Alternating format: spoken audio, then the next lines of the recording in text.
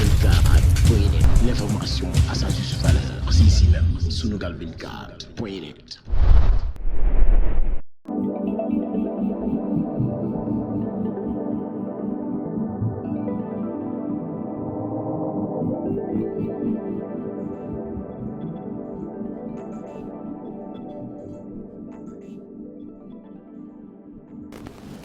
amu benn cabinet bu tudd Mercalex je ne suis pas actionnaire à Mercalex. mais da nga ne woon am nga cabinet gis nga waaw xaaral ma terminer gis nga ñun suñu cabinet. tuddul Mercalex. suñu cabinet mi ngi tudd dama sonn waay cabinet bi nu mu tëddee sax ah. L'information à sa juste valeur. Quelqu'un s'est permis de dire que la conférence de presse a été boycottée par la presse, ce qui est faux. J'avais recensé 83 journalistes présents. Et personne n'a quitté la salle. Quelqu'un avait voulu quitter, mais après, il est revenu à de meilleurs sentiments. Donc, entre la presse et moi, je crois qu'il y a une grande complicité. Je suis un homme de communication. Dire que oui, la presse l'a boycotté, ça c'est faux, et je vous prends, vous tous, à témoin. Pour que nul n'en ignore. Dans ce pays, à l'instar de Sonko, on va installer le mensonge comme mode de vie pour tromper les populations. Que c'est un xel, yóbbu ko naan seen yuuru. Ça suffit, trop c'est trop. J'ai dit, et je vous l'avais dit au Café de Rome, que j'avais exercé un marquage à la culotte vis-à-vis de Sonko. Que je ferais ce qu'on appelle du djihad. dama ci jaamu yàlla ndax bu ngeen seetaanee fii mu wax dama des Sénégalais yoo xam ne respecté wu leen di waat ne benn preuve mënul am ni man laal naa ci affaire boobu di waat ne am na ay preuve contre Mamour Diallo ñi yuuxu di tàccu daal 46 milliards yi xam naa fi mu dugg xam naa compte ba xam naa ni mu defee du ko ba sa wane ndax warul dëgg donc Sonko du mës a wax dëgg. mais boo ko bàyyee ñu doon tàcc noonu keroog ci place de l'Obélisque foogoon nañu waa ji day wax dëgg gis na 46 milliards ñeent fukki milliards ak juróom-benn fu mu dugg ay kàcc rek moom fenn ba nëb. billaahi wallaahi taalaahi waxoon naa leen ko fi ñaari ñetti yoon du mës a génne benn firnde ci li muy wax. lu may ñëw naa ay faire de la Falémé pour détourner ñu parce que temps yooyu naa ko là c'est un défi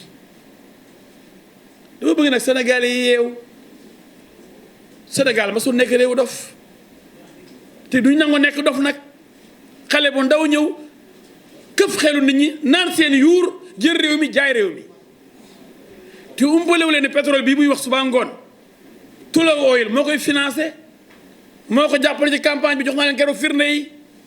livre boobu noonu bindu ko ñoom ñoo ko bindal parce que mooy seen mercenaire Sonko mercenaire la pour jaay Sénégal bëgg nañu nangu pétrole bi ci ñi ko yore tey du ma ci wax ci pétrole bi jox ko ñooñu nga xam ne moo la fi nekkal ndax mu am ay milliards jox nañ ko ci ay milliards pour mu campagner pour jël réew mi far mu mu lajj loolu yëpp yéen xamu leen ko yéen waa Sénégal dama leen a bëgg nag kenn du leen nax.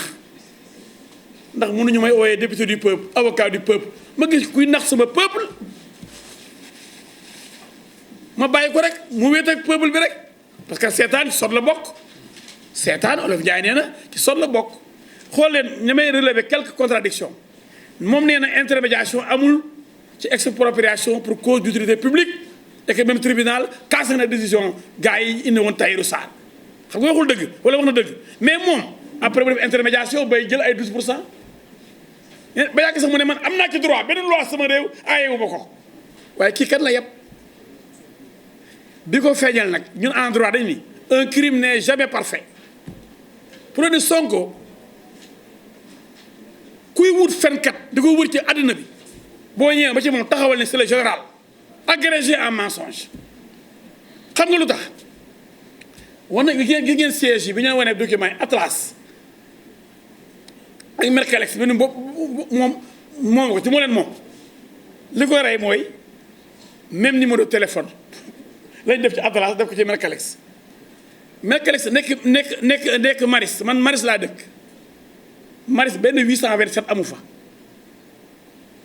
même numéro bi 827 33 827 fii sama cabinet VDN loolu la 827 la Maris 832 la 827 boobu moo nekk Atlas moo nekk Mercalex ci bi ñu def ko Sud Foire bi ñu def ko Maris ñu bokk benn numéro de téléphone un crime n'est jamais parfait moo tax bi ñu ne ko Mercalex ba ne non Mercalex du sama téléphone du sama société El Hadj Ndiaye ñu ne ko ban la Pape Alé Niang mu taxaw naan xoo dama sonn société boobu moom créé ko yow boo créé seen bus wala nga créé Total mënoo xam Total yow mi moom Total Shell ñu la yow bu société Shell nga ne dama sonn borom Shell dina wax loolu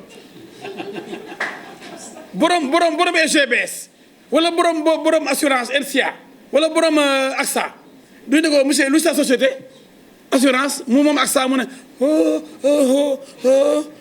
waaw dama sonn waay waaw mais xam nga kii yàllaa ko toroxal ndax fenkat yàlla bëggu ko fen mooy bàkkaar bi gën a rëy à part bokkale yàlla fen la gën a bañ te waa ji fenkat bu rëy la mais xam nga Atlas ak Mercalex bokk même numéro de téléphone c'est-à-dire que moom leen moom ñoom ñëpp d'ailleurs wane nañ signature yi ndax dafa signé juillet août pour Atlas septembre pour Mercalex ak les mêmes héritiers ak même Ismaïla Babi son gérant mais bi gën a garaaw mooy fi bëggee ndax nit ñi mu ne sama société Atlas groupe la tudd Atlas groupe amul fenn Atlas SARL yéen a ko gis mu ne Atlas groupe la bëgg ndax nit ñi parce que Atlas moo njëkk a signé pour am 12% muy 11 milliards yàllaa ko weer man li ko yàlla weer doy na sëkk c'est-à-dire que fen yi ma gis fii fen yu tàng jëri yi ma gis fii ay fen am na ñu naan non El Hadj bu wax fen mais fen mooy mensonge en wolof mais fen nu ko wax loolu fen la tudd du ay dama ñàkk teggin wala dama réew mais fen ku fen dañ ne sax ci alxuraan fen moo gën a bon ci bàkkaar yi te fen la ñuy wax de wolof bu koy traduire ustaas yi du jox beneen tur ñaan fen baaxul mais bu ne nay fen ñu ne non El Hadj di ngay waxee nan laa waxee mais moom fen ma naan non dafa xaw a juum wala dafa dëngal wala dafa nangal non gars yi da yoon dëgg Sonko fen kat ci li ma wane fii vraiment kum doyul dara doy loolu laa bëggoon a wax rek comme commentaire je voulais dire tout simplement que avec ce film on ne peut plus avoir un seul doute sur les mensonges de monsieur Ousmane Sonko. Les contradictions inouïes qui ont émaillé ce film sont nombreuses. Je retiens quelques contradictions de l'homme. Il dit qu'il ne fait pas d'intermédiation parce qu'en matière d'expropriation pour cause d'utilité publique, il n'y a pas d'intermédiation. Plus tard, il dit que lui-même, il a le droit d'être intermédiaire, mais non, il a envoyé les héritiers vers d'autres personnes parce qu'il ne voulait pas. Il ne voulait pas. Parce qu'il connaît bien ce dossier. Pour l'avoir traité au service des impôts et domaines, il ne voulait pas faire un délit d'initié. Alors qu'il ment, la signature et la feuille de présence montrent que Sonko a discuté, et même sa voix, l'enregistrement de son intervention dans la réunion tenue avec les héritiers dans le cabinet Atlas, tout ça prouve qu'il a accepté. Il ne les a pas envoyés ou renvoyés vers d'autres personnes pour les représenter. Mais le ridicule ne tue pas. Sonko acculé, parce qu'il ne s'attendait pas à la question de savoir comment s'appelle sa société, l'a ignoré. Immédiatement, il devient gaga, un vieillard qui ne comprend plus rien. Ma société, non, non, je suis fatigué, je ne connais pas, non, attends. Et puis, il ment encore, il dit, oui, ma société s'appelle Atlas Group, alors que ça s'appelle Atlas. Il sait que dans les documents, c'est Atlas. Atlas Group n'existe pas du tout, il n'existe nulle part. C'est pour tromper encore les Sénégalais. Mais l'autre, je termine par là, comme on dit en droit, un crime n'est jamais parfait. Pour montrer qu'il est le propriétaire de Mercalex et d'Atlas, bien qu'il choisisse deux sièges distincts, parce que tout ça c'est de l'écriture, mais tout le monde sait que c'est la même société. Les deux sociétés ont le même numéro de téléphone. Il commence par 33 827. Sud Foire, d'accord, parce que mon cabinet, le numéro de téléphone commence par 33 827, c'est normal. Mais tout le monde sait qu'au Maris, le numéro de téléphone commence par 33 832. Et le même numéro de téléphone se trouve et chez Atlas, et chez Mercalex, et à Sud Foire, et au Maris. Donc il fait du faux. Le faux repose sur le mensonge. Parce que il s'est trahi. Parce qu'un crime n'est jamais parfait. C'est tout ce que je voulais vous dire. Qu'aujourd'hui, l'homme est démasqué. C'est celui-là qui briguait les suffrages des Sénégalais. C'est-à-dire qu'il était en position de diriger notre pays. Et tous ces insulteurs-là qu'il a recrutés, ils n'ont qu'à faire leur travail. Moi, personne ne peut m'impressionner. D'ailleurs, je n'écoute même pas, je ne suis pas leur... Parce que l'injure, c'est l'arme des faibles. Je ne suis pas leurs insultes, leurs intimidations. Parce qu'ils sont manipulés par un opportuniste, un manipulateur hors pair. Mais quand quelqu'un se comporte de la sorte, je voudrais que ces Sénégalais-là se réussissent. Il faut que les gens ouvrent leurs yeux pour comprendre qu'il y a un phénomène dangereux dans ce pays. Pire que Hitler, qui a trompé les Allemands avant de prendre le pouvoir en Allemagne, pour amener la Deuxième Guerre mondiale. Je ne reviendrai pas sur ce qu'il a dit sur la Mecque. Il a dit que t'es Makka, mon connu de milliards de Makka. Ça, j'ai montré ça. Bien qu'aujourd'hui, on fasse tout pour cacher cette vidéo. Donc, Sonko n'est pas un musulman. Parce que aller à la Mecque, c'est le 5e pilier de l'islam.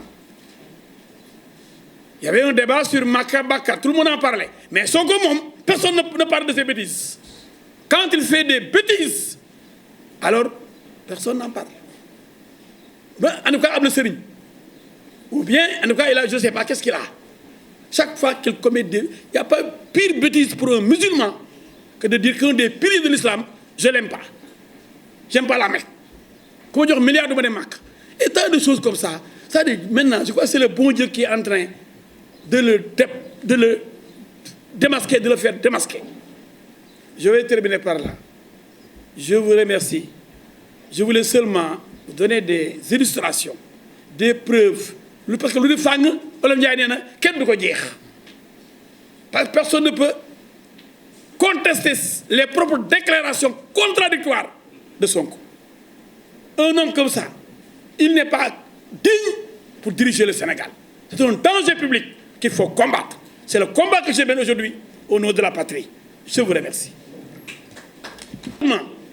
Après les travaux de la plénière, la justice peut entrer en action. Parce que tant que le dossier est devant l'Assemblée, la justice est bloquée. En ce moment-là, et immédiatement, après la tenue de la plénière, la plainte sera déposée devant le procureur. Et j'ai dit, j'exige en ce moment-là, j'exigerai l'arrestation et l'emprisonnement de ce menteur-là qui diffame à longueur de journée, qui diffuse de fausses nouvelles pouvant saper le moral des populations jusqu'à entraîner un soulèvement populaire. Et cela est extrêmement dangereux. Cet homme-là, il faut l'arrêter. Sunugal 24.net, l'information à sa juste valeur. C'est ici même, Sunugal 24.net.